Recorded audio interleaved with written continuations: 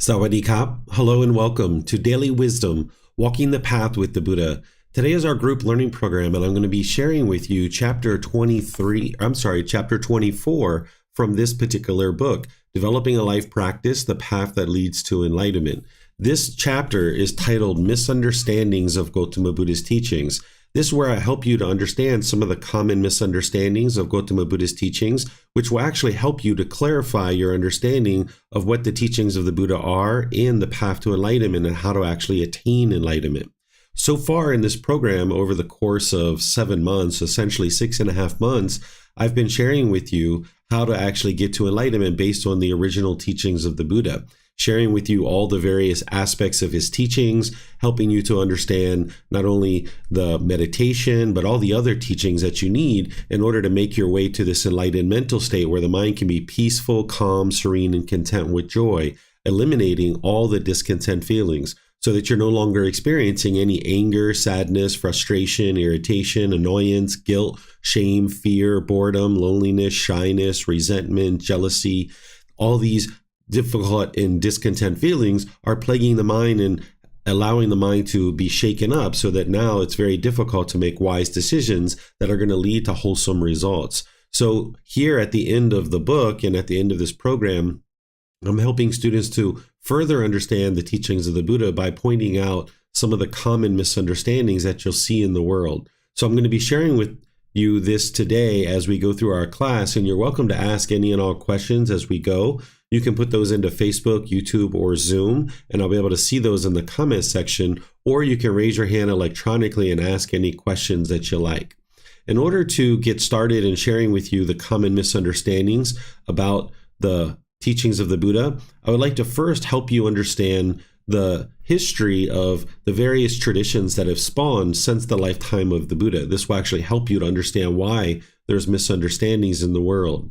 During the lifetime of the Buddha, he shared teachings that lead to enlightenment. He was able to teach what it took for him to get to enlightenment. So then by sharing that with others, others could learn, they could reflect to independently verify, and they could practice in order to uproot pollutions in the mind. It takes a certain amount of wisdom that you accumulate through not believing the teachings of the Buddha and hoping something good happens with you when you die, but instead you're learning teachings now, you're reflecting on those to independently verify them, and you're practicing them in order to transform the mind and uproot the 10 individual pollutions that he found in the mind. These are called the 10 fetters, or the taints, or the pollutions or defilements.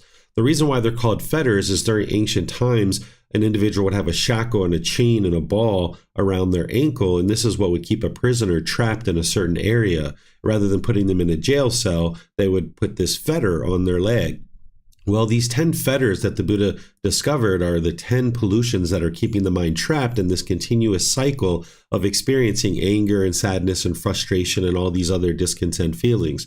So it's only when you acquire wisdom that will help you to eradicate these pollutions and these taints or these defilements, these fetters, and that's where the brightness and the radiance of the enlightened mind shines through. And not only do you eliminate those discontent feelings and experiencing the peace and joy for the rest of this life, but you notice the concentration and the focus, the clarity, the deep memory comes into the mind. You'll notice that your personal, professional relationships really blossom because you're not being harsh and bitter and hostile in your relationships anymore. You won't even be in a bad mood anymore. You'll always be in a good mood because the causes and conditions that are causing the bad mood to occur have been eradicated from the mind. So this is what the Buddha taught during his life. But then from his life, things oftentimes change, right? Because of the universal truth of impermanence that you learn throughout this program with me, things are constantly changing. So while the natural laws that the Buddha taught are the same natural laws during his lifetime as they are now,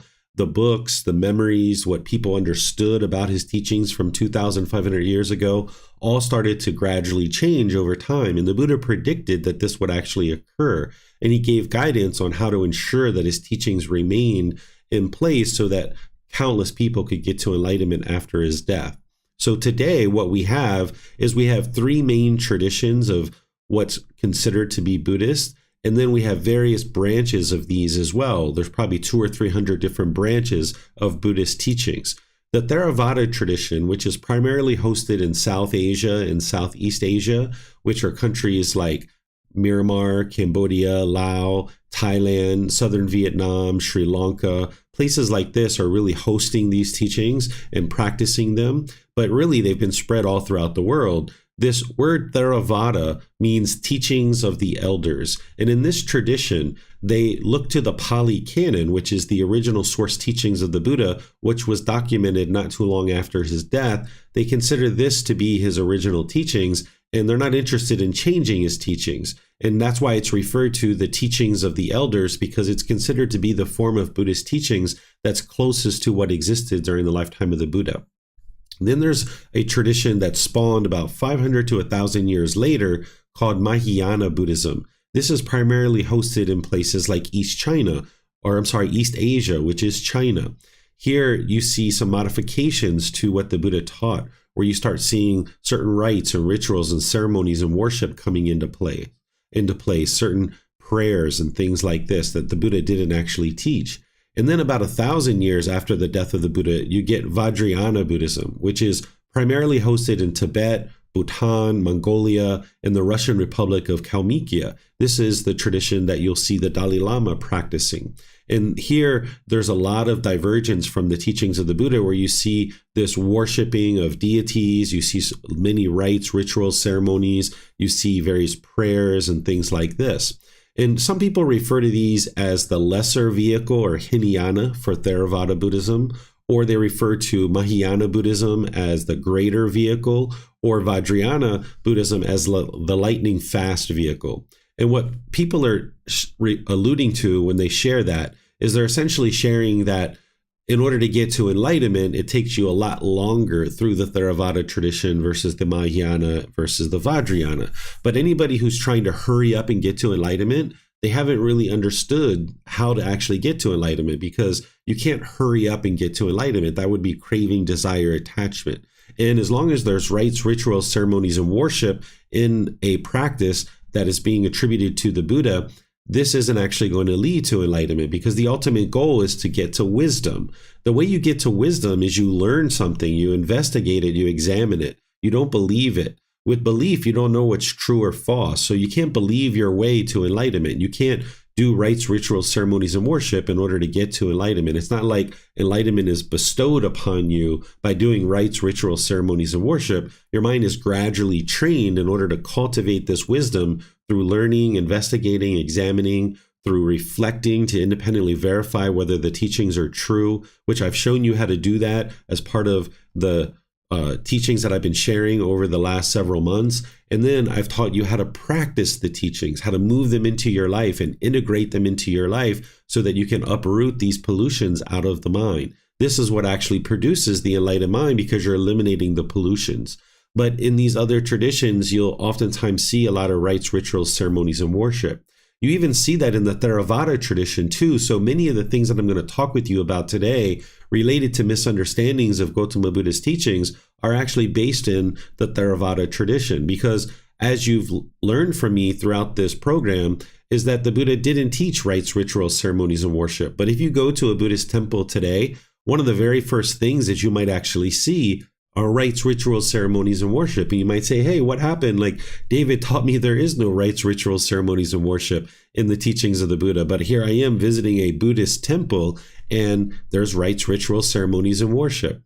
Well, as part of all the temples and all the different Buddhist places and community centers around the world that are sharing what they consider to be Buddhist, I've been to about 200 of them. And of course, there's tens of thousands of them all throughout the world. But I've visited over 200 of them. And out of those 200 that I visited, over 200, I've only ever visited one that shares the original teachings of the Buddha based in the Pali Canon, which is his original teachings. You might think that, every Buddhist monk must know the teachings of the Buddha, or every Buddhist temple must be sharing the teachings of the Buddha based on his original words. But that would be permanence. And we understand the universal truth of impermanence, and not every temple is going to be sharing the original teachings. The teachings of the Buddha aren't organized in terms of there's one person at the top and then they're disseminating teachings, and everybody needs to follow those teachings, like rules or commandments. This would be like an organized religion, where maybe somebody's gathered up, or an organization has gathered up teachings. They put one person at the top, and then everyone is being told what to do by that person or that leader. That's not what the teachings of the Buddha are. Each individual temple is essentially operating independently of each other and sharing the teachings from that master teacher at that particular temple. So not all the temples in the world are sharing the original teachings of the Buddha. And if you do the math that I've visited over 200 temples and only one is actually sharing the original teachings of the Buddha, this is less than 1%. So the teachings of the Buddha are at this low point in society. And the Buddha described that this is actually what was going to occur at this point in time in history, that we would reach this low point. And we can see in the world that there's all kinds of calamity everywhere, all throughout the world. As the teachings of the Buddha come into the world more and more, and people understand what the true teachings are, this is where we'll see more and more people getting to enlightenment and more peace existing in the world. But each individual needs to choose to do that on their own and be able to see the clarity of the teachings, practice them, and then experience the actual results. So these are the three main forms of Buddhism that you'll see. And people refer to these as Buddhism, but if you understand that there was only one Buddha, there can only be one set of teachings that is actually from the Buddha. All these things can't actually be Buddhist. And with 200 to 300 different branches of what people are referring to as Buddhist, these all can't be what the Buddha actually taught. So by you going back to the original source teachings, which is the way that I share, and then not believing those teachings and not believing me, you can cut through this impermanence and being able to see what is true and what is false through you learning, examining, investigating, through you reflecting, and through you practicing. Because keep in mind, the Buddha didn't share the way the world should be, and then if everybody follows a certain set of rules or commandments, that then the world will become peaceful.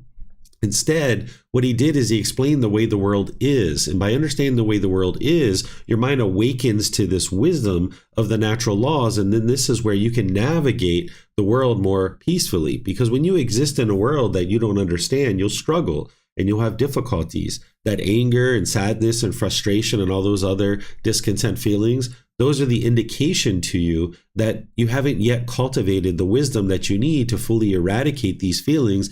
The mind is still struggling in the world. There are certain things that you don't know yet. You're lacking certain wisdom. So it's when you cultivate wisdom and acquire wisdom that you can now navigate the world more readily. And this is the same thing you did with the natural law of gravity, that at one time in your life, you didn't understand the natural law of gravity. None of us did. And when we grew up, we really struggled and had difficulties navigating the world. We fell down, we hit our head, we bumped our elbow, we maybe broke open our knee and started bleeding.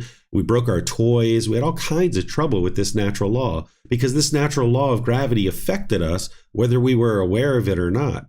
And when we lacked wisdom, we made unwise decisions that led to unwholesome results. But slowly but surely, we awoke to this wisdom of the natural law of gravity. We saw the truth for ourselves, and we started making wiser decisions naturally. By the time we got to age 10 or 12 or 14, we were tying our shoes a bit tighter. We were looking at the surface of the sidewalk, making sure that we're not so giddy and bouncing and excited as we walk through the world. We started making wiser decisions to be able to ride a bicycle, to climb a ladder, to get on airplanes, because we fully understood this natural law of gravity and we no longer struggled with it. We could make wise decisions that led to wholesome results. And the natural laws of existence that the Buddha taught are the same way, that they're affecting us whether we're aware of them or not. And when you lack wisdom, you're going to naturally make unwise decisions that lead to unwholesome results. But when you can train your mind through learning, reflecting, and practicing acquiring wisdom of these natural laws, namely the natural law of Gotama, of cause and effect, then you can understand the wisdom of these natural laws, and now you'll make wiser decisions that produce this wholesome results in your life. And one of those wholesome results is that you can eliminate discontentedness by getting to the enlightened mental state. So it's the Theravada tradition that is considered to be the tradition that's closest to the lifetime of the Buddha. But in reality, even in this tradition, there's things that are being practiced that aren't actually the teachings of the Buddha, because various people are doing different things. And because of the teachings of the Buddha primarily happening through the oral tradition from the lifetime of the Buddha until now, in an oral tradition, it's very easy for things to inadvertently be changed, or in some cases overtly being changed, because the Buddha spoke whatever he spoke 45 or 2,500 years ago over the 45-year period that he was alive in teaching the teachings that he shared. During that 45-year period, from the age of 35 to 80, he shared what it took for him to get to enlightenment, and then invited other people to be able to experience that same enlightened mental state. But it's been 2,500 years since he taught. And now, having the teachings handed down orally, even though they are in written format, then people either inadvertently changed his teachings or overtly changed his teachings. Because printing out a complete source collection of the original teachings of the Buddha is very costly. There's 45 large volumes of books that are about 10 centimeters thick or 4 or 5 inches thick. And here in Thailand, if somebody were to acquire a set of those books, it would be about 3 months of their salary to be able to acquire those. And the average person doesn't own any book collection, whether here in Thailand or anywhere in the world, that is valued at 3 months of their salary. So the average Thai person, the average person in the world, doesn't have a complete collection of the original teachings of the Buddha. Even the average temple doesn't have a complete collection of the original teachings of the Buddha. So this oral tradition has been in place for so long that people have gotten really far away from his teachings. And what I'm looking to do in the rest of my life is to bring these teachings to the world in such a way that it doesn't require you to pay money to be able to acquire the teachings of the Buddha. And this is why I give the books away for free. This is why you can download them, go print them. And even if you get printed versions, they're a consolidated version so that you're not having to print out so many books. And you can even just here in Thailand reimburse me for the printing costs, where you're not actually having to pay a significant amount of money to acquire a set of the teachings of the Buddha that are going to lead to your enlightenment. So I'm going to pause here and see if you guys have any questions on these 3 traditions or anything about the history of how the teachings of the Buddha have kind of made their way into the world to where we are today. And then after questions, if you guys have any questions, I'm going to go into talking about the actual misunderstandings that you're going to see in various parts of the world related to the teachings of the Buddha. So if you'd like to ask questions, you can put those into Facebook, YouTube, or Zoom. Or in Zoom, you can raise your hand electronically and ask any questions or follow-up questions that you like.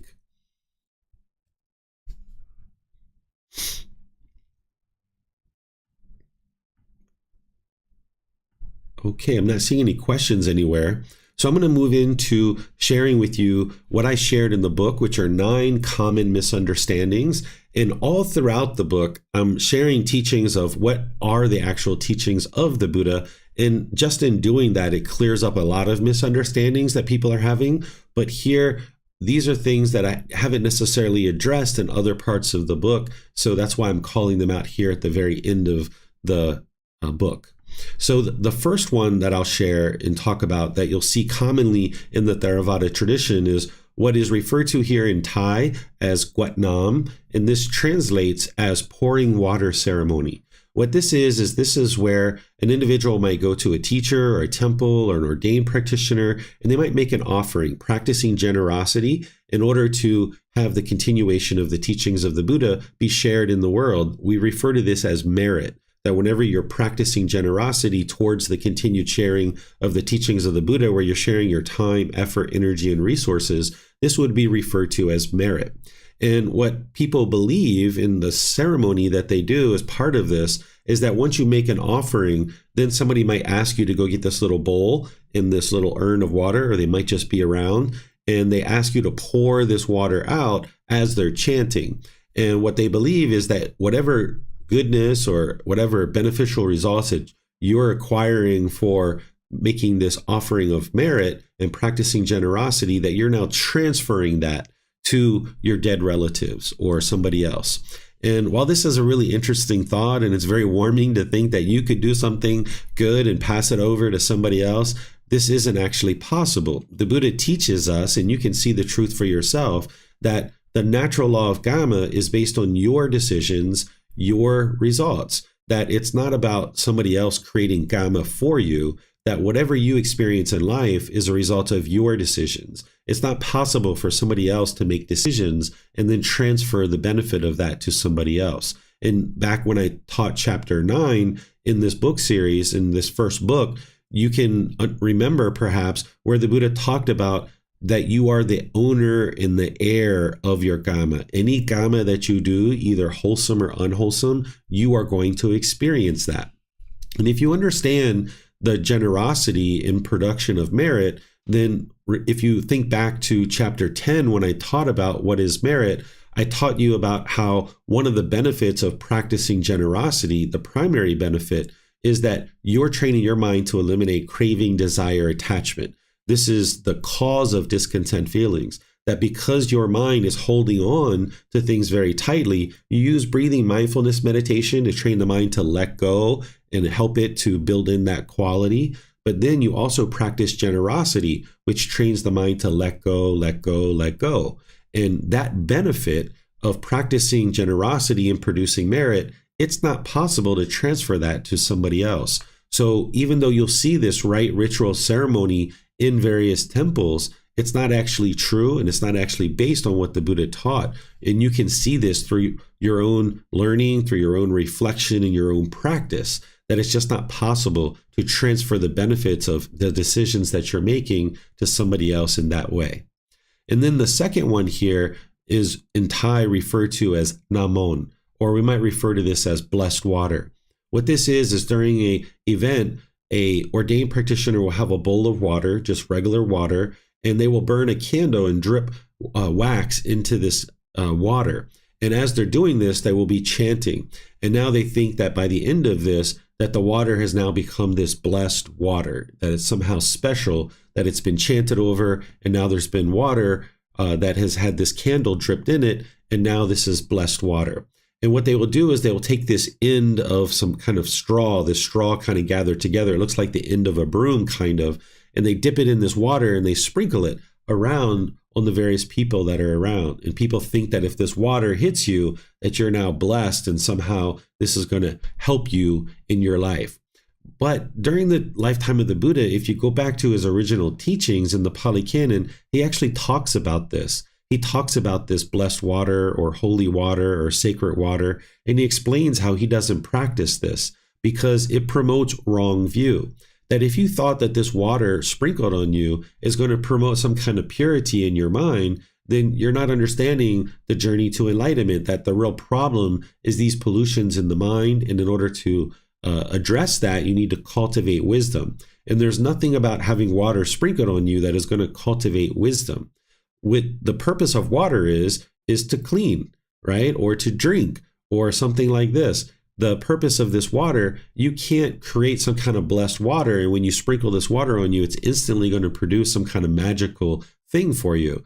If you go out into the world having had this water sprinkled on you, and you're aggressive and hostile and bitter and harsh with people through your intentions, your speech, and your actions, it doesn't matter how much of this blessed water has been sprinkled on you, you're going to experience unwholesome results. That if you're bitter and harsh and hostile to people, this is your decisions through your intention, speech, and actions. And because you're putting that out, that's what's going to come back to you. This blessed water can't erase that or eradicate that. Or for example, say you stole somebody's car or you robbed a bank. You can't go to a monk and have this water sprinkled on you, and now it's going to fix and cure all of those things. Because the natural law of Gama is cause and effect, or action and result. It's the results of your decisions. It's not mystical or magical. It's not punishments and rewards. It's not about who's at fault or who's to blame. It's literally the cause and there's effect, or there's an action and there's a result. It's the results of your decisions, that it's your life, your decisions, and your results. So having water sprinkled on you, okay, it might feel refreshing. It might be, something that cools you down, or you might drink some water in order to hydrate the body, but that's not going to eliminate your unwholesome results of your unwise decisions. You need to cultivate wisdom in order to make wiser decisions, to go out into the world and be polite, kind, friendly, and respectful to people. And this is what's going to produce the beneficial results in your life, not any kind of water that's sprinkled on you. So this is one of the misunderstandings that you will see commonly within the Theravada tradition. And then there's another one that's called here in Thai, Sai Sin. We might translate this to say sacred thread. What this is that if you go visit a teacher or ordained practitioner or someone like this, and you might have a conversation, at the end, they might tie this string onto your wrist. And it's thought that this string has some kind of special power or special benefit. But there's nothing that can be tied on your body that has any special benefit. The real benefit in that situation is that you went and talked with a teacher. You went and talked with an ordained practitioner. You cultivated wisdom. The string itself isn't producing any kind of benefit. Now, if you look down at the string and you see the string and it reminds you to be polite, kind, friendly, respectful to people, okay, it's the being polite, kind, friendly, respectful to people that is actually producing the beneficial results in your life. That's the wisdom that you cultivated in the practice that you're now doing in daily life in order to make wise decisions. It's not the string itself that is producing any beneficial results. But unfortunately, these things have been pervasive throughout the world. You'll see these in a lot of different places, and it's promoting what the Buddha referred to as wrong view. This is why the Buddha didn't do it. What wrong view would be is to think that anything other than your own mind is actually causing your discontent feelings. All your anger, sadness, frustration, and all those discontent feelings, it's being caused by your own cravings, desires, attachments, the longing, the yearning. It's being caused by the mind itself. So by establishing right view, by studying the first teaching of the Buddha, which is the Four Noble Truths, you can firmly get onto the path to enlightenment where you have this breakthrough to understanding what's actually causing your discontent feelings. And I share this at the beginning of the program, and we've revisited this at least 4, 5, 6 times throughout the program because it's so crucial and it's so important to understand that I be sure that I'm covering this throughout this program at multiple times. So if you're coming here at the end of the program, you're going to be learning about the Four Noble Truths here in a few weeks.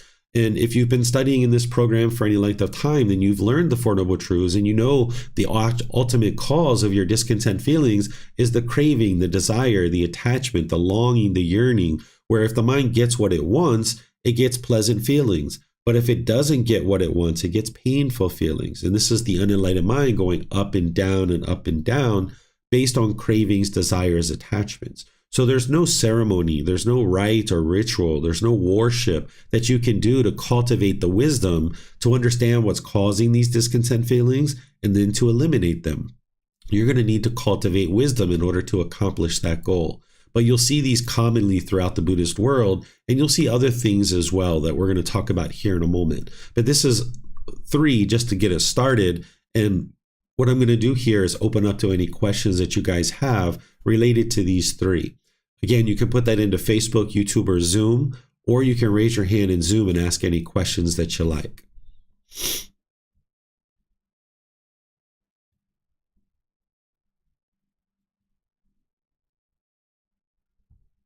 Okay, I'm not seeing any questions anywhere. So I'm going to move on to the next 3 to be able to help you understand these next 3. And then we have 3 more after that before I finish up with all the individual 9 misunderstandings that are very common in the world, and that this will help you to understand the path to enlightenment. This 4th one is something related to ordained practitioners. Some people refer to them as bhikkhus or bhikkhunis. The bhikkhus are the male ordained practitioners and the bhikkhunis are the female ordained practitioners. If you spend time around ordained practitioners, again, somebody might think that every ordained practitioner must be learning and practicing the original teachings of the Buddha, and that they would have a very well-developed practice of these teachings, either enlightened or very close to it. But this isn't actually true. Even during the lifetime of the Buddha, this wasn't actually true. There were people who were ordained that weren't anywhere close to enlightenment, and they were doing many unwise things, perhaps. And the Buddha talks about this at different times during his teachings and how you should consider these kinds of situations. So ordained practitioners will sometimes study with me, and I put this into the book and into my classes so that they can learn. And there's something for you to learn here as well, that in the ordained community, they're oftentimes taught that they are above household practitioners, that they are practicing a higher number of precepts, so therefore they're higher than you as a household practitioner. In my opinion, this would be very unwise to have this perspective, and this is actually going to hinder an individual from getting to enlightenment. Because the way that the Buddha explained it is he explained that the ordained path is actually the lowest form of livelihood that you could practice, because he was a prince destined to become the king, and he stepped down from that and he went into this life of homelessness, where he walked down the street accepting donations of food and clothing and water and shelter and medical care. And he was looking to humble his mind and see himself as equal as everybody else. But nowadays, 2,500 years later, people have really propped the ordained practitioners up really high. And if an ordained practitioner allows this to fill their mind, there can be this conceit or this arrogance, this pride, this boastfulness, thinking that they are above others and looking down on others. And one of the things you might see here is that if you why to a ordained practitioner, showing respect to them with your hands together, they may not why you back. They may have been taught that you don't show respect to household practitioners because you're higher than they are.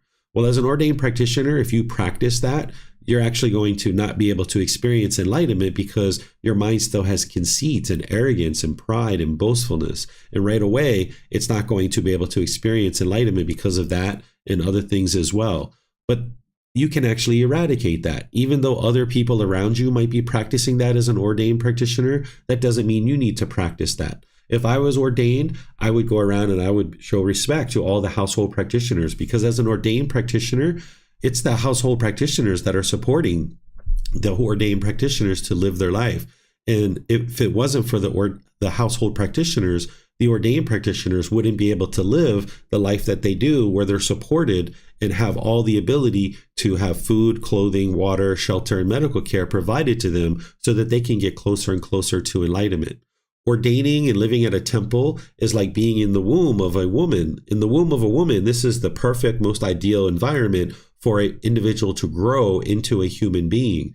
And the same thing is true about a monastic environment, that this is the very best environment for an individual to grow and get to enlightenment if the original teachings of the Buddha are being shared there. So it's the household practitioners that are providing this environment for ordained practitioners or a teacher like me to be able to exist in the world, where we just focus on learning and developing and examining the teachings and then sharing those with our students to be able to then help them get closer and closer to enlightenment. So as an ordained practitioner, I would encourage them to have enormous amounts of respect and appreciation and gratitude for the household practitioners, because it's them that are providing this womb in which to grow within. And showing respect and gratitude to the household practitioners, one, by just gesturing and showing your respect, but two, sharing the teachings that are actually going to help them to get to enlightenment. And in this way, there's this mutual support that the Buddha taught that is going to allow the continuation of the teachings of the Buddha. So if you're around ordained practitioners and you show respect to them and they choose not to show respect back to you, that's okay. That's their practice. The goal of the teachings of the Buddha isn't to go around and try to change other people and force other people to do things your way. You're not going to get to peacefulness by trying to convince ordained practitioners to why you and to show you respect. Instead, if you know what is wise, you practice what is wise, which is showing respect and gratitude to all people around you, whether they choose to show you respect or not. Because of the natural laws and the universal truth of impermanence, you already know that when you show respect to people, 100% of the people aren't going to show respect back to you. This is the universal truth of impermanence. So if you know what's wise and you show respect and someone respects you back, okay, wonderful. If they choose not to respect you back, then okay, then that's their practice. It's affecting them. But by you choosing to show politeness, kindness, friendliness, and respect, this is good for your mind and very helpful for your mind, where you can remain humble and down to earth. I've shared some words of the Buddha in this particular chapter to help ordained practitioners and to help household practitioners to be able to see what the Buddha taught on this important topic of eliminating conceit from the mind and how it leads to enlightenment. This is the words of the Buddha related to this particular topic, and he talks about it in other places too, but this is just one particular teaching. It's titled, "Gain, Honor, and Praise Are an Obstacle Even for an Arahant." An arahant is an enlightened being. This is an individual who's eliminated all the 10 fetters and completely purified the mind. So here the Buddha shares, monks, gain, honor, and praise, I say, are an obstacle even for a monk who is an arahant, one with taints destroyed. the Buddha is saying this gain, honor, and praise is an obstacle for someone who is enlightened and has their taints destroyed. So then, this is one of his students. When this was said, the Venerable Ananda asked Master Teacher Gotama, "Why, Venerable Sir, are gain, honor, and praise an obstacle even for an arahant with taints destroyed?" So his student, who's Ananda, a very close student, is like, hold on a second. If somebody's enlightened and they have their mind completely purified and their mind is peaceful and joyful, why would gain, honor, and praise be an obstacle for them? Because they're already enlightened. This shouldn't be an obstacle for them, is essentially what the Ananda is getting to. So the Buddha comes back in and says, "I do not say, Ananda, that gain, honor, and praise are an obstacle to his unshakable liberation of mind, but I say they are an obstacle to his attainment of those peaceful dwellings in this very life, which are achieved by one who resides diligent, dedicated, and determined. So dreadful, Ananda, are gain, honor, and praise, so bitter, vile, obstructive, to achieving the unsurpassed security from bondage or enlightenment." So here, let me explain this to you. What the Buddha is saying is, I didn't say that once somebody's enlightened and their mind is unshakable and it's been liberated, that gain, honor, and praise is an obstacle to them. What I say is that it's an obstacle for them to attain enlightenment, which is going to protect their mind. If they're diligent, dedicated, and determined, then they wouldn't have this conceit. They would eliminate this boastfulness and this arrogance based on gain, honor, and praise, because it's going to obstruct you from getting to this enlightened mental state. Therefore, Ananda, you should train yourselves thus. We will abandon the arisen gain, honor, praise, and we will not let the arisen gain, honor, and praise persist, obsessing our mind. Thus should you train yourselves. So what he's saying is, if you experience gain, honor, and praise, meaning maybe you're at work and somebody acknowledges your hard work, or maybe you get a certificate at work for some achievement, or maybe some other aspect of your life. Maybe somebody's just complimenting you that you look beautiful, or you look handsome, or you've done a really good job with something. Don't allow that conceit to rise up in the mind. The Buddha is teaching you to train your mind to cut that off and let it go. While other people may prop you up and think that you're so great and you're so wonderful, the Buddha is saying, no, be humble. You need to be humble. This is what's going to allow you to eliminate your conceit in your mind. Because as you're becoming more and more enlightened, more and more wise, people are going to take note of that. They're going to see that you're friendly, you're polite, you're respectful, that you're getting along very easily with people around you, that you're making wise decisions, that you've got your life very well organized. They're going to notice this about your life, and they're going to probably compliment you, because things that they're really struggling and having difficulties with, it's so easy for you because you have such wisdom about the path to enlightenment. So as you start hearing all this gain, honor, and praise, these compliments that are coming to you, it's important to remain humble and don't allow your mind to become conceited, because this is going to hinder you from getting to enlightenment. If you get a promotion at work, or you have a certain job title, or you're making a certain amount of money, don't allow the mind to be conceited about that. Or if you have a really nice car, nice house, nice clothes, don't allow your mind to get conceited about that. Remain humble. This is going to help you to be able to get to enlightenment. So anytime you see that conceit rising up, where the ego is trying to be boastful or arrogant or prideful, you cut that off and let it go and reside humble. Here's another teaching from the Buddha on this same topic. And remember, he has multiple about this topic. It's titled, "This spiritual life is not lived for the sake of deceiving people." Monks, this spiritual life is not lived for the sake of deceiving people and persuading them, nor for the benefit of gain, honor, and praise, nor for the benefit of winning in debates, nor with the thought, let the people know me thus, but rather, this spiritual life is lived for the sake of restraint, abandoning, freedom from strong feelings, and elimination. That's elimination of the discontent feelings. So the Buddha is saying, learning this path and becoming wise and training your mind to get to this peace and joy where the mind's concentrated and focused, you have clarity of mind, deep memory, and all these other benefits that you're going to experience on the path to enlightenment. The goal of this path isn't to gain honor and praise from others, where it's like, oh, wow, look at him or look at her. They're a Buddhist practitioner. Look at them. Aren't they so wise? That's not the ultimate goal to progress on this path to enlightenment. It's to eliminate the strong feelings. It's to eliminate the discontent feelings. That's the ultimate goal.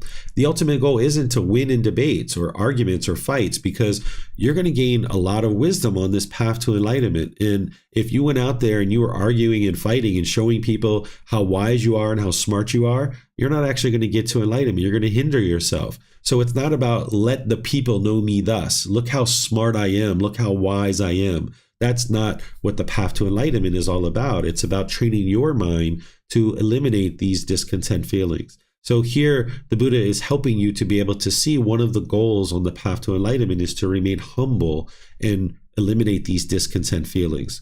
So if you're around ordained practitioners, or if you're an ordained practitioner, just understand that it's wise to be humble. That if you're around ordained practitioners and you show respect to them and they choose to not show respect back, okay, that's their practice. You would like to continue to reside peaceful and joyful and know that you're making wise decisions. And if you're an ordained practitioner, I would encourage you to look at the teachings of the Buddha, because you most likely have been taught that you're above others. And this is very unwise to think this way, because it's actually hindering you from being able to experience enlightenment and experience improved relationships where you have the support around you from the people who are there to support you, which is the household practitioners. If you're not showing appreciation, gratitude, and respect to the people who are supporting you in life, they're not going to provide you any more support. So it's very important to show that respect and gratitude to the people who are supporting you. And sometimes that can just be a simple thank you and a why, or some kind of acknowledgement of respect for what they're choosing to do to support you in your life as an ordained practitioner. This fifth one is about chanting or mantras. You guys probably know that I use chanting in order to ease the mind into meditation, and this actually helps you to get more benefit out of the meditation itself. Not everybody's going to choose to chant as part of their journey to enlightenment. It's not required to chant in order to get to enlightenment. The origins of chanting started during the lifetime of the Buddha, because he taught in the oral tradition, where everything he taught was oral, so that once every 2 weeks, his students would come together and they would recite the teachings word for word as a way to commit them to memory. And this was required during the lifetime of the Buddha, because you wouldn't have any other way to remember the teachings. While I say it's required, it's something that you needed to do, right? The Buddha didn't require you to do it, but in terms of getting to enlightenment, you would have no other way to remember the teachings, because there wasn't books or YouTube videos or podcasts or any of these kinds of things to be able to help you to revisit the teachings over and over and over again. The way you revisited the teachings was through chanting. So every 2 weeks, people would chant in order to commit the teachings to memory. And that's the origins of chanting. But now, 2,500 years later, there are some people who think that chanting has this mystical, magical benefit. Whereas if you chant this special chant, you'll get this extra long life. Or if you chant this special chant, you'll get your boyfriend back, or your girlfriend back, or your husband or your wife. Or if you chant this special chant, you'll get this, wealth or something like this. Or maybe you instantly get to enlightenment by chanting this particular chant. Well, these things are untrue. There's no words that you can say that have this mystical, magical benefit. This is the ego kicking in and thinking that I can chant something that's going to immediately produce some kind of benefit in the world. Well, just like I share with you, don't believe what other people are sharing with you about chants and other things in the world. Also, don't believe me either. You need to be able to learn, reflect, and practice and see the truth for yourself. That here, I'm teaching you and helping you learn intellectually that chanting and mantras, they don't have any special mystical powers to help you have an extra long life, for example. And now what you do is you reflect on that. Well, if that's true, that chanting does help you to have an extra long life, then you should be able to go into a temple that's teaching this, and you would see people sitting around that are 150, 200, 300 years old. And if you saw that, then you would know the truth, that these chants actually do work to produce an extra long life. But if you go to a temple and this temple is saying, hey, chant this special chant and you're going to get this extra long life, then you would see lots of people who are 150, 200, 300 years old because they've been chanting this for multiple generations.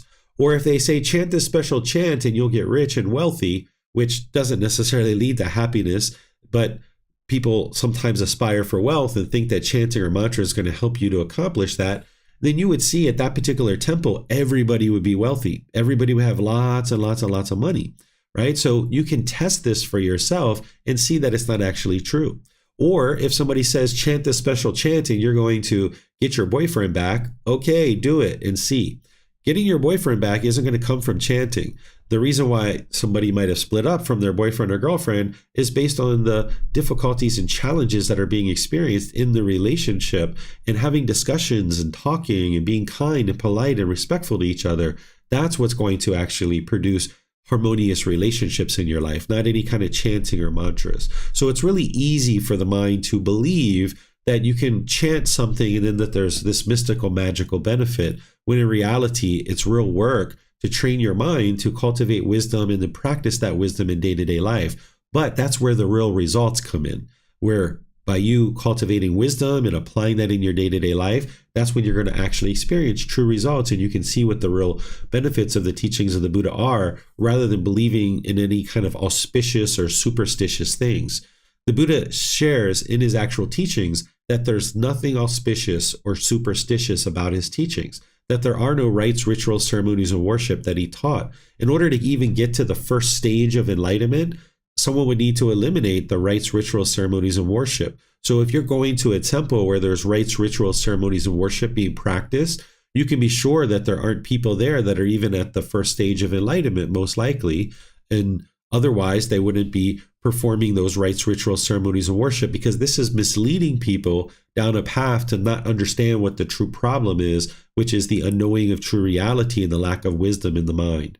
So I teach chanting as a way to ease the mind into meditation, that it helps you to exercise the mind, cultivating awareness of mind and developing concentration and memory, helping you to have awareness of the breath, so that this way you actually get more benefit out of the meditation itself. That if you're chanting, it's helping you to kind of invigorate the mind and bring some attentiveness and alertness to the mind, and then also get awareness of the breath, so that then you can get the benefit of the meditation right from the very beginning.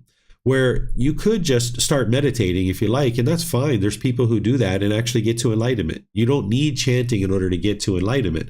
There's people who are enlightened that don't actually chant.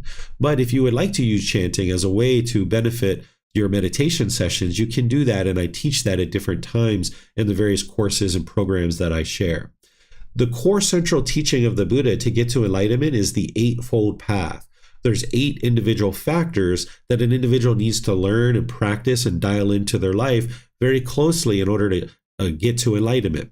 And when you look at the Eightfold Path, which is the path to enlightenment, you don't see anywhere that it discusses chanting, because chanting isn't required in order to get to enlightenment. But you do need to learn the teachings, you need to examine them, investigate them, you need to reflect on them and see that they're true, and you need to practice them. And part of that practice is meditation, but you're not required to actually chant in order to get to enlightenment. But you can learn chanting if you'd like a certain activity to exercise the mind and get more benefit out of the meditation practice itself.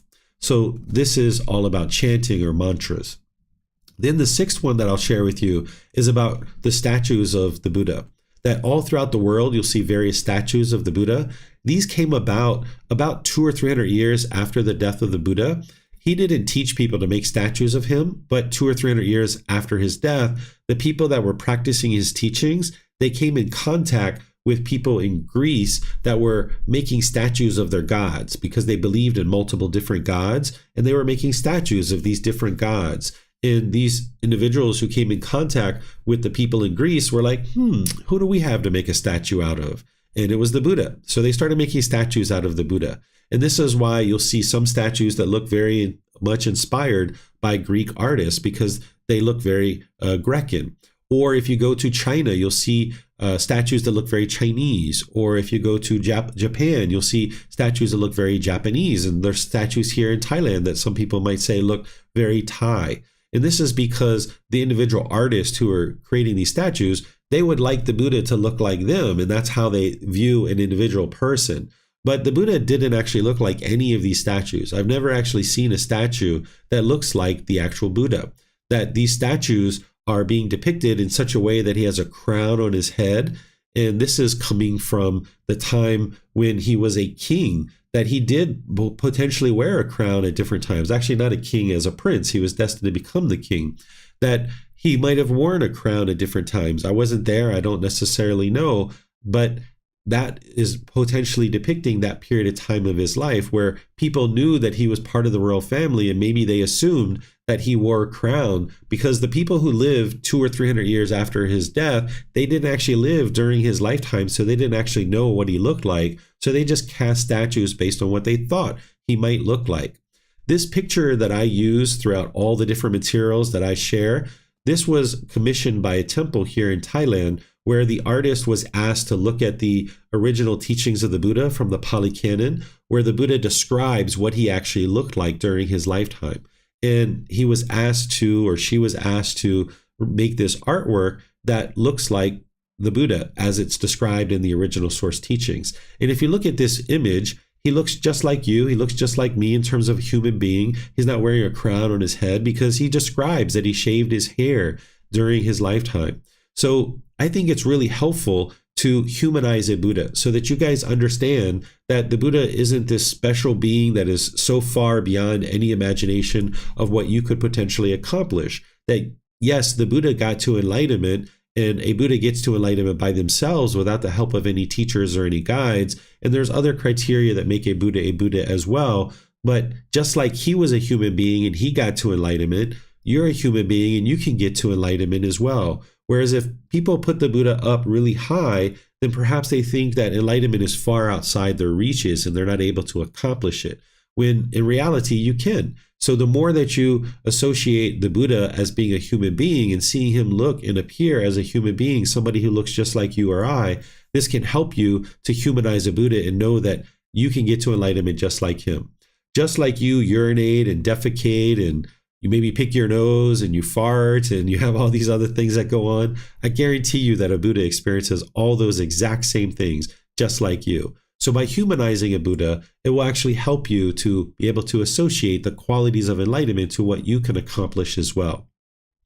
These statues of the Buddha have gone even further than this, that it's not just depicting him in a way that he didn't appear, but nowadays some people actually think that the spirit of the Buddha is inside these statues, which the Buddha never taught. He never taught anything about that. And what you'll see people that will feed these statues. They'll give them food and water. You'll see people praying to these statues, asking the Buddha to come and intervene on their behalf. But this isn't what the Buddha taught at all. He lived over 2,500 years ago and he died, and you'll never see him back here in the human world ever again, that he's never going to be reborn. So he did his work and he shared what he needed to share, and now he's done. He's not going to be able to help you now that he's actually dead and gone. He did a significant amount of work during his life to be able to help you, so that now, 2,500 years later, through learning and practicing his teachings, you can actually get to enlightenment. So if you believed that the spirit of the Buddha is in those statues and you need to feed them and you need to worship these statues, this is taking you down the path of wrong view. And I share all these different things, not just this one about the statues, but all the others, because I used to do all these things. I used to practice pouring out the water of Gotama, and I used to practice getting the water sprinkled on me, and I used to practice getting the strings tied on me. And at different times I used to, even in the past, long ago, tie strings on people's wrists and sprinkle the water. And I had tons of Buddha statues at one time, and I used to feed them and give them water and all these other things. And you can see that that isn't going to lead to your elimination of sadness. That isn't going to lead to your elimination of anger and hostility and bitterness. It's not going to improve your relationships. It's not going to produce, concentration and clarity and focus and these other qualities of the enlightened mind.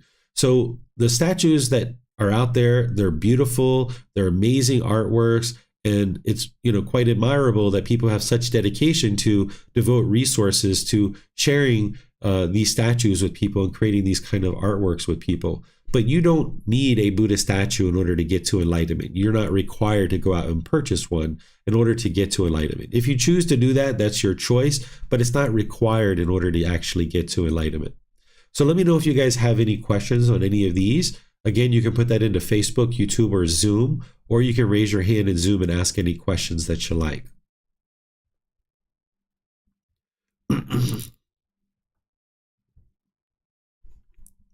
Okay, we have some things coming in here on Facebook.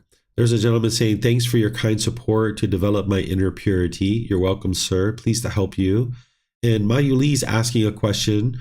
Growing up, I was exposed to Guatnam, Namon, and Saisen. I never understood it and was unable to wrap my mind around it. After studying the true words of the Buddha, I now understand why. Okay, perfect. That's great, Mayuli.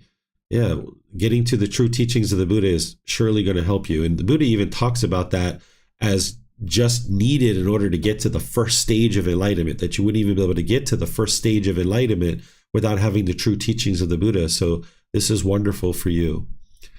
Looks like Marcy has a question. Go ahead, ma'am. Thank you, Teacher David. So one of the things that was taught is the Buddha states about setting up mindfulness before you begin meditation. And I'm understanding that chanting is a way of setting up mindfulness. Another way to set up mindfulness that I have been practicing, and I'm looking for a little bit of guidance to see if maybe it seems to be working, but I just want to make sure that I'm setting up mindfulness the correct way. So when I go into meditation, I usually will kind of like what I call purge the mind. Like I do a lot of reflecting about my day, things of, where I could have practiced the Noble Eightfold Path better, been a little closer to it and kind of try to dial it in. And then I go into where, pay homage and take refuge in the Buddha, the Dharma, and the Sangha, which seems to bring peace into my mind. And then I recite the Noble Eightfold Path, right view, right intention, right speech, and I kind of go through pulling from memory what each bracket is, and then I go into meditation. Is that a beneficial way of setting up mindfulness? It seems to be working for me, but I'm not sure if maybe I am, how would you say, fully setting myself up. Yeah, if you're doing this like prior to meditation where you're not closing your eyes and doing this kind of thing, I think that this can be helpful for you because you're reciting the Eightfold Path and bringing that to the forefront of your mind, and that will help you to then practice it in daily life. Whereas if somebody had their eyes closed in meditation posture and then doing that, the mind can sometimes become confused of what am I doing versus, this reflection versus this meditation period. So as long as you're able to keep that separate and you see, okay, this is my inward looking reflection and my introspection and me kind of developing awareness of mind. And now, okay, I'm done with that. And now I'm moving into this meditation. I think that, yeah, this can be beneficial for you for not only cultivating awareness of mind, but remembering the teachings to be able to then practice them. All right, because I do get in a position for meditation, and I do close my eyes when I do this. So you think I would probably be more beneficial if I have more of an open eyes awareness session of mindfulness before I close my eyes and go into meditation? Perhaps, as long as there's kind of like a clear line that's delineating this is my reflection and introspection and this is my meditation, and you can see that very clearly, this is what you would like to do. Because when you get to that part of meditation, you're cutting off thoughts, right? You're cutting off things and bringing it back to the breath. So you would like to be sure there's a clear delineation between that. So if you're in meditation position with your eyes closed and you found that that's working for you, okay, do that, but just be sure there's this clear delineation. You could try what I'm suggesting for a week or two and see if it has any impact to the mind. This is how you know the truth for yourself, and you can test it. And since I've never done what it is that you're describing 100%, then this is something that you can test for yourself and see what does it produce for the mind. And thank you very much, Teacher David. And my last question, Teacher David, is I'm starting to build a relationship with God, and I'm having a hard time figuring out, my question to you is, when do you interact with God? Do you do it right before the chanting and you go into your meditation? Do you do it after? Like, I'm having I would say I'm having a challenge trying to fit it into my kind of establishing a routine of it. Sure. So first, I'll share that it's not required to have a relationship with God in order to get to enlightenment. And this is something I've shared in chapter 18, but some students choose to have a relationship with God. And I taught in chapter 18 how to accomplish that and still be able to get to enlightenment, or how to have no relationship with God and still get to enlightenment. So for me, I choose to have a relationship with God. It's been only beneficial to me. He doesn't intervene on my behalf or do anything like that. I still need to do the work, but a relationship with God has been most helpful in my practice. So what I do is when I'm here at home and I'm doing my own meditation myself, or if I'm doing it even at the temple or somewhere else and I'm doing meditation by myself because it's my own personal relationship, I will do a prayer. But it's not the prayer that you might have been taught growing up where you're asking God to change things and do things. It's the Lord's Prayer of, our Father who art in heaven. And I describe this in the book to explain the meaning of this, of why I do this, and that I let people know that this isn't required in order to get to enlightenment. So I do that very first, like right from the very beginning. And I did that before when I used to have more interactions with God, like He's around all the time.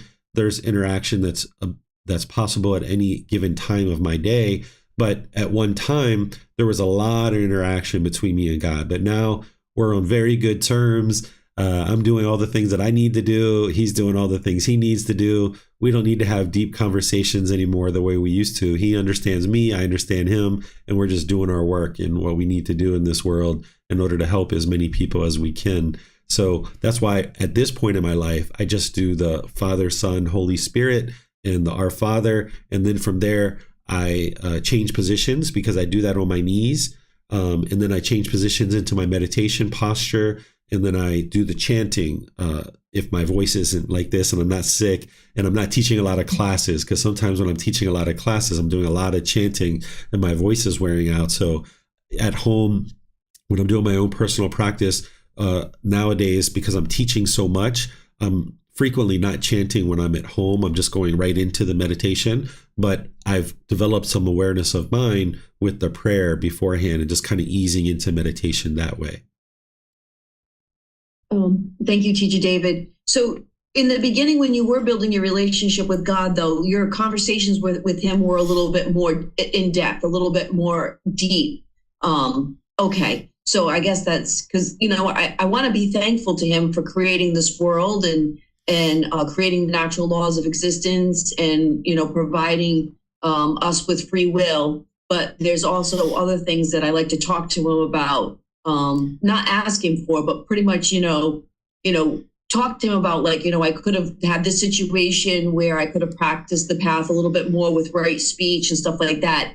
Is that the kind of conversations you would have with him? Yeah, just talking about anything. And then it doesn't mean he's going to immediately talk back, right? It just means that, okay, right, yeah. I'm just kind of sharing with him like, hey, I'm doing this. I'm here to do this. Like any kind of conversation you like to have, he's there to love and support all beings equally. Thank you so much, Teacher David, for your time. I appreciate it. Yeah, you're welcome. We have something coming in here from Mark on Zoom. He says, what was it that caused you to stop the ritual stuff? Was it a slow realization, or did you have a, oh, damn type moment? So when I was in America, I was sharing Thai massage, I was sharing Thai culture, and I was teaching what I knew at the time to be the teachings of the Buddha, which isn't what I'm sharing now. But I was sharing what I thought were the teachings of the Buddha at that time, which there was full of misunderstandings. When I left America and came to Thailand, I got rid of pretty much everything. Everything. I brought basically clothes to Thailand when I came here, my bicycle and a couple little things like that. So I left everything behind and stripped all that behind me. And my life in America was not so peaceful. It was not so joyful. So I was doing, all the feeding of the statues, all those other things that I mentioned to you, and it didn't have the effect on my mind. So once I started getting into the actual true teachings of the Buddha and I saw the actual effect that they had, and I didn't have any statues around me at that time because we don't have any statues at our house. and I wasn't doing any of the feeding or any of the namon or the strings or any of that other stuff, I knew that none of that stuff is what led to enlightenment, because it was cultivating wisdom in the true teachings of the Buddha that leads to this improved mental state. It's not any of those rites, rituals, ceremonies. So it wasn't like an aha moment. It was kind of like a natural progression of me going forward in life and then ultimately coming to the original teachings of the Buddha and then seeing what he taught, because that was the real aha moment, if there was an aha moment, where the Buddha talks about blessed water, because these things were going on during his lifetime too. And he says, I do not do this, right? He says, I do not practice this. And he says, because it promotes wrong view. And he encourages his ordained practitioners not to do it as well. During the lifetime of the Buddha, there were Brahmin priests, who we would probably consider Hindu priests nowadays, that were performing rites, rituals, ceremonies, and worship. The common person was taught that they couldn't pray to God, that it was only this class of people of the Brahmin who were born into this family that had the ability to talk with God. So the common person was taught to pay the Brahmin money, and then they would pray on your behalf, and you were supposed to go home and your life was going to get better. And these Brahmin priests were essentially doing all these rites, rituals, ceremonies, and worship. And the Buddha was teaching how these things don't lead to enlightenment. And it was his ordained practitioners that were getting to enlightenment, and the household practitioners too. But then after he died, there's been this gradual transition where the ordained practitioners throughout the world have essentially become the Brahmin priests of the time of the Buddha. During the time of the Buddha, these Brahmin priests were taking in a certain amount of money for the rites, rituals, ceremonies, and worship that they were doing, and they weren't interested in stopping to do that because that's how they sustained their life. Well, nowadays, the ordained practitioners have become that, where people will go to ordained practitioners, pay them money to do certain ceremonies, and then they're supposed to go home and their life's supposed to get better. And some of these ordained practitioners are holding on to those rites, rituals, ceremonies, and worship, even if you show them what the original teachings are or they interact with the original teachings. They're not interested in that because there's a certain amount of craving or clinging to these rites, rituals, ceremonies, and worship, and the money that is being made for performing those things. So this is why we see this this transference from the Brahmin priest to the ordained practitioners. But when I read the original teachings of the Buddha and I realized that he's teaching the very thing that the ordained practitioners are doing, and he taught not to do this, this is where you start to understand, like, these ordained practitioners, they're not necessarily practicing the original teachings of the Buddha. And this is very unfortunate, because people probably look to them as leaders and guides in the world. And if they're not practicing the original teachings, people are being misguided into what the original teachings are. So once I found the original teachings and I could see the truth for myself, the more I got into those teachings, that they improved the condition of my mind, I knew that these rites, rituals, ceremonies, and worship weren't actually what the Buddha taught, and they don't lead to enlightenment. Looks like EY has a question. Go ahead, sir. Yeah. So I think I actually was pretty much brought up in the Buddhist environment, so I never had any kind of relationship with God or anything else. So I'm just wondering, with all my petty problems in life, should I don't know, try to reach out to God, or how to even reach out or communicate to Him? Like what you do, or in case if I need any guidance in life or anything like that. Yeah, sure. There's a class that I taught EY on chapter 18 where I go through this in detail. I would encourage you to get that online class through YouTube or our podcast, and you can hear what I taught, because it's a good hour and a half of me teaching all the various things that you would need to understand if you're going to choose to have a relationship with God. And then after you read the book and after you watch that class, chapter 18, then any questions you have, just let me know. Okay, thank you. Yeah, you're welcome.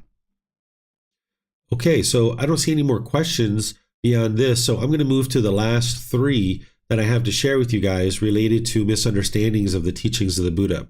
This number 7th one in this particular chapter is talking about how some people refer to Gotama Buddha as a god, an avatar, or a lord. You might hear some people refer to him as Lord Buddha.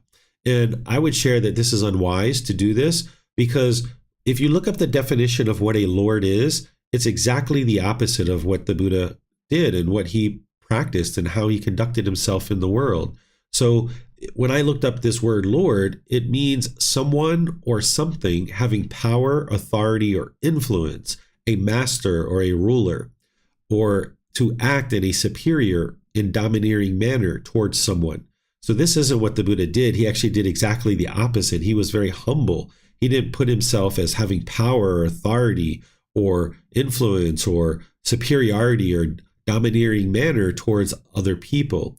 He practiced this humbleness in the mind. So if we use the word Lord referring to the Buddha, there's billions of people in the world who have been learning various things about various teachers who have existed over the course of history. And some people have been taught that Jesus Christ is the only Lord and Savior. And if somebody was practicing Christianity and thinking that Jesus Christ was the only Lord and Savior, and if you acknowledge any other Lord, that this would be very harmful for you, then when somebody refers to Lord Buddha, they're immediately going to reject his teachings that could actually help them to experience the elimination of discontentedness and getting to the peace and joy. Whereas if we represent the Buddha in the way that he described himself, which is as a teacher, an individual who's sharing the truth, he didn't represent himself as a savior, a messiah, or a lord, or anything like that, then Christians can feel comfortable that they're not worshiping a false god and they're not turning their back on the Lord Jesus Christ. So by us referring to the Buddha in the way that he referred to himself, as either and other people refer to him as a master teacher or a teacher, or some people refer to him as the Tathagata, which you're going to hear about here in a moment. And some people refer to him as the Buddha or Gotama Buddha. There's many different ways to refer to him. But as soon as we put this word Lord on his identification and identifying him as a Lord, it will turn away many billions of people that could actually be liberated and experience the peace and joy of the enlightened mental state. And if we turn the Buddha into a god or an avatar, this puts him so far beyond what he actually was, which was a human being. The Buddha wasn't a god because a god doesn't get born through the womb of a woman.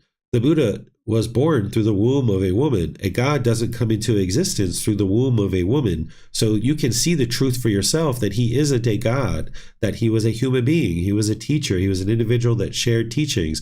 He had great compassion, this concern for the misfortune of others, and he spent 45 years of his life sharing teachings that will help you get to that peaceful and joyful mental state.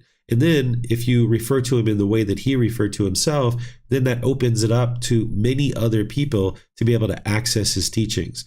There's a large majority of people who come to learn with me that have learned Christian teachings in the past, and they feel comfortable doing that because I don't refer to the Buddha as a Lord, because he never referred to himself that way. There's some people who you might hear refer to blessings related to the teachings of the Buddha. They might say, "May the Buddha bless you," or "May the Lord Buddha bless you," or "May the triple gem bless you," which the triple gem is the Buddha, the teachings, and the community. Well, there's no blessings in the teachings of the Buddha. You'll never see anywhere in his teachings where he ever blessed anybody. What blessing means, if you look this up, is it means God's favor and protection. It's a prayer asking for God's favor or protection.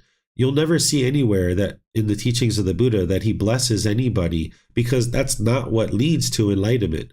Think about how much ego it takes for somebody that's human being to think that they can bless another person. It would take an enormous amount of ego in somebody's mind to think that I can now bless this person and now God is going to protect them because of what I did by putting my hands on them or chanting something or blessing them with some kind of prayer or something like this. So you'll never see anywhere that the Buddha talks about blessings or blessing anybody, but you'll hear other people that will share this. And you should never judge other people if they're doing any of these things that I'm talking about. Never look down on people. Everybody's in their own practice, right? They're learning and growing and evolving. I probably said, may the Buddha bless you at some point in my life too. I don't particularly recall saying that, but I may have, right? So we've all done these things potentially at different times, or we may have been around people who have done these things. This isn't about, these people are good, these people are bad. That's not what the teachings of the Buddha are about. It's not about putting yourself above or below. It's about helping you understand what's going to lead to improvement in the condition of your mind. So if you're around people who are choosing to say these things or do these things, you should have humbleness and respect and gratitude, just like you would with anybody. You treat everybody equally. You're not necessarily respecting them because they say these blessings, but you're respecting them because they're a human being, and it's wise to respect others. So if you notice that people are into these kinds of things, you can just smile, you can just go about your life, because it's not about what other people do that determine whether you get to enlightenment. It's about what you do. If you choose to cultivate wisdom and train your mind, this is what's going to lead to enlightenment. It's not about everybody doing everything exactly the same. You're going to occasionally hear in the news where there's Buddhist monks who are doing things that are very unwise in the world. You'll hear practitioners who are Buddhist or teachers or people like this that are doing things that are very unwise. And just because they're choosing to do something unwise, that doesn't taint the teachings of the Buddha. Because in those situations, those people aren't actually practicing the teachings of the Buddha. The Buddha gave an analogy about this. He talks about a cow and him being a cow. And he talks about if he was walking on soft earth, and this earth had his hoof prints of being a cow imprinted into the earth, and there was a donkey behind him, and this donkey was putting his hoofs in the same hoof prints as the cow, being the Buddha. And the donkey was thinking in his mind, I'm a cow, I'm a cow, I'm a cow, I'm a cow. Well, just because he's putting his hooves in the same hoof prints as the cow, and just because his mind is thinking, I'm a cow, I'm a cow, I'm a cow, does that make him a cow? No, that doesn't make him a cow. So the Buddha teaches what makes a being wise and enlightened is based on their actions. By you cultivating wisdom and making wise decisions around your actions, that's what determines whether you're practicing the teachings closely or not. It's not an orange robe and a shaved head that determines whether you're an ordained practitioner or not. What determines whether you're an ordained practitioner or not is whether you're learning and practicing the teachings of the Buddha very closely. Or what makes you a wise teacher is, are you practicing the teachings of the Buddha very closely, making wise decisions? So even though you see other people out there that are doing all these kinds of things, it's not wise to judge them or look down on them. Just focus on your own practice and developing your own wisdom. Even though you might see things in the world where people are using the teachings of the Buddha in unwise ways, or claiming that they're practicing the teachings of the Buddha, or maybe even looking and appearing, remember this analogy of the donkey. So just because someone has a shaved head and wears white clothes or orange robes or whatever other thing, it doesn't mean that they are practicing the teachings of the Buddha very closely. You need to look at the condition of an individual's mind to determine whether this is somebody that you would like to learn with. The Buddha provides guidance on this, where he talks about looking to see if the person's mind is focused and concentrated. Do they have clarity of mind? Do they have deep wisdom? Do they have loving kindness and compassion? You would like to look at these kinds of things. Whereas if you see somebody's mind is muddled and confused and stumbling over words readily and frequently, then this shows that their mind still has a certain level of pollution. And again, we're not looking down on that person, but just understand that this person is most likely not practicing the teachings of the Buddha very closely, and that's why their mind is still kind of cloudy and having difficulty with speaking with focus and clarity. So you're going to see many different things in the world related to the teachings of the Buddha that may or may not actually be his original teachings. And this is a way to help you to be able to see the teachings more closely by talking about the misunderstandings. And one of the big misunderstandings in the world is this last one that I share, which is some people say that if you get to enlightenment, you are a Buddha. Or some people say that you're a Buddha now and you just need to realize this Buddha nature, or you need to attain Buddhahood. Well, the teachings of the Buddha never share this. So while other people might say that everybody's a Buddha and you will be a Buddha when you get to enlightenment, the Buddha himself didn't actually say this. So while you might hear this in the world, you're not going to be a Buddha when you get to enlightenment. There's three primary criteria that make a Buddha a Buddha. Is number one, a Buddha will get to enlightenment by themselves without the help of any teachers or any guides. They independently discover the teachings that it takes to get to enlightenment. Number two, they dedicate the rest of their life to sharing their independently discovered teachings with countless people, and countless people get to enlightenment during that person's lifetime. And then the third criteria of what makes a Buddha is that they preserve their teachings in such a way that countless people can get to enlightenment after their death.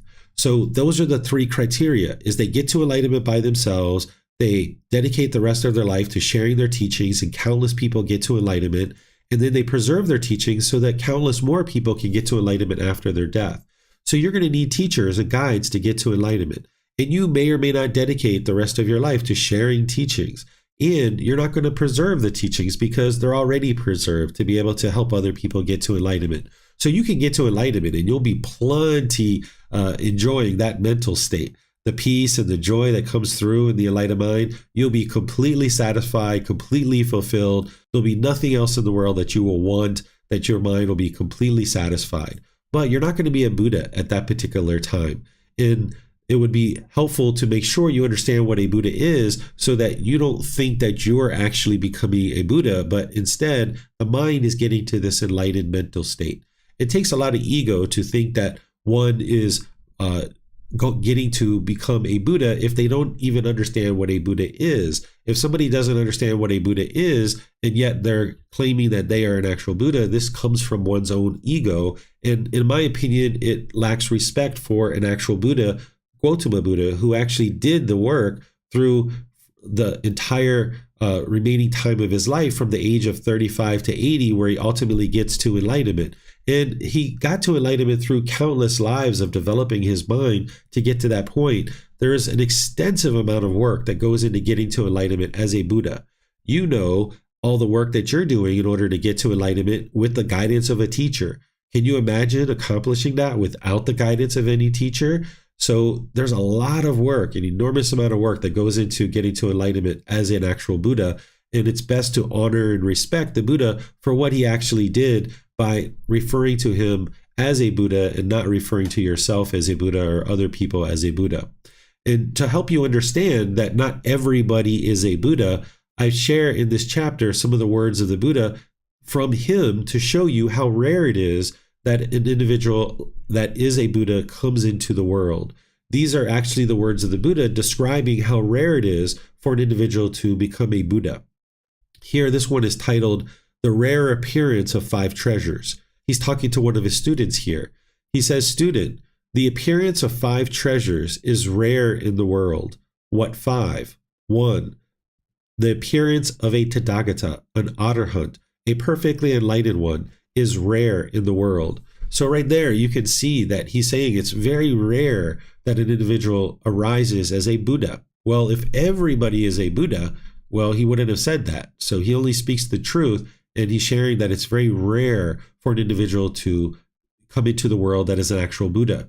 He referred to himself as the Tathagata. This means one who's discovered the truth or one who shares the truth. That's what the word Tathagata means. That's how he often referred to himself.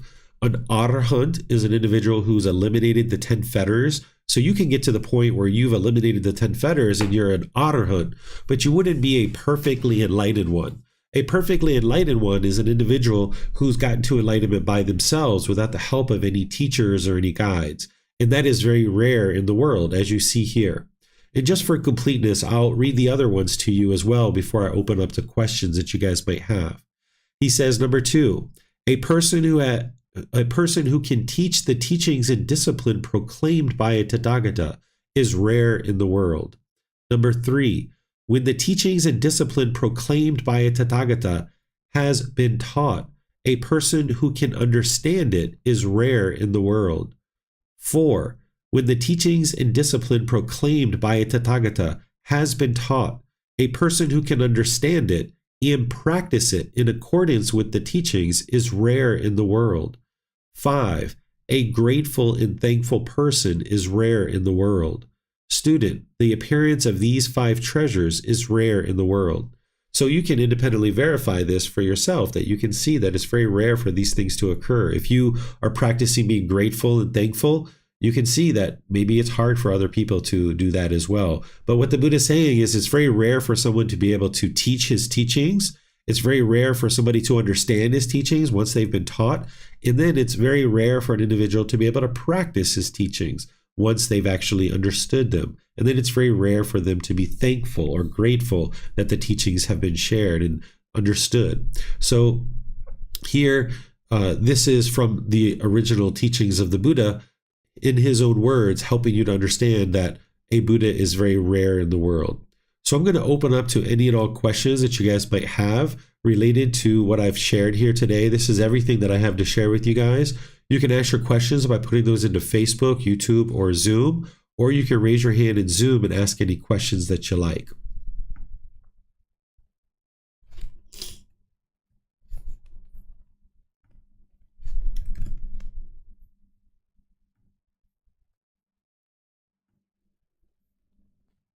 Okay, I'm not seeing any questions anywhere.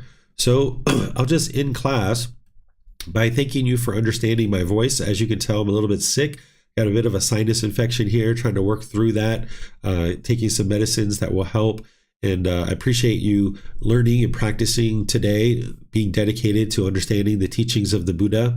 And at the same time, I would like to invite you to our future classes, because next Sunday, I'm going to be sharing the frequently asked questions section of this book.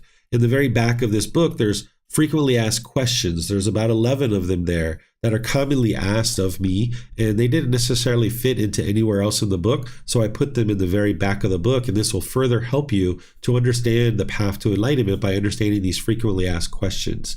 And then on Wednesday, I'm going to be doing a guided breathing mindfulness meditation session with you and opening up to any and all questions that you like. So you're welcome to tune in either at 9 a.m. Thai time on Sunday and Wednesday, or 9 p.m. Sunday and Wednesday, which is this group learning program. And we're going to be restarting from the very beginning on March 17th. And you might see some people coming in here towards the end of the group learning program to start kind of getting used to attending these sessions. But I'm going to be starting from the very beginning on March 17th. And it's really wise for people to come in towards the end like this and kind of get situated with learning the teachings, so that then on March 17th, which is a Sunday, when I restart that, people will be right there and ready to start. So if you have friends or family that are interested in learning the teachings of the Buddha, they're more than welcome to register for this program by going to our website, buddhadailywisdom.com, and under the online learning section, you'll see the first program is called the group learning program, and they can register at no cost to be able to attend either in person here in Chiang Mai at the temple,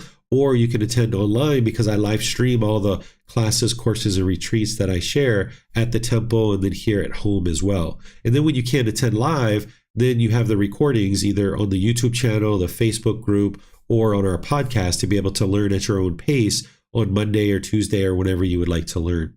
So thank you all for your questions. Thank you all for your dedication to learning and understanding the teachings. As you need help, feel free to reach out. I'm here to help you.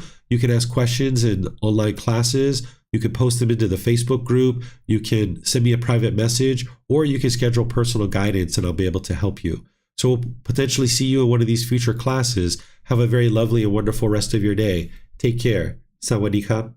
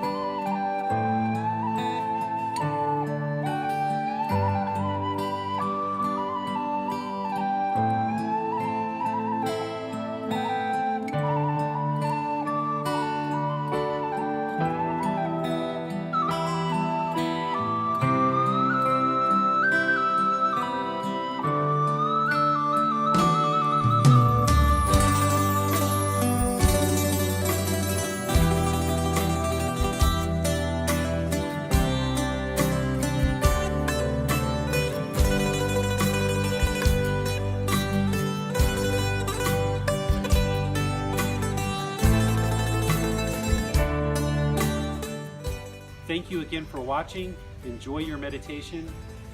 Look forward to seeing you online and answering any questions that you might have.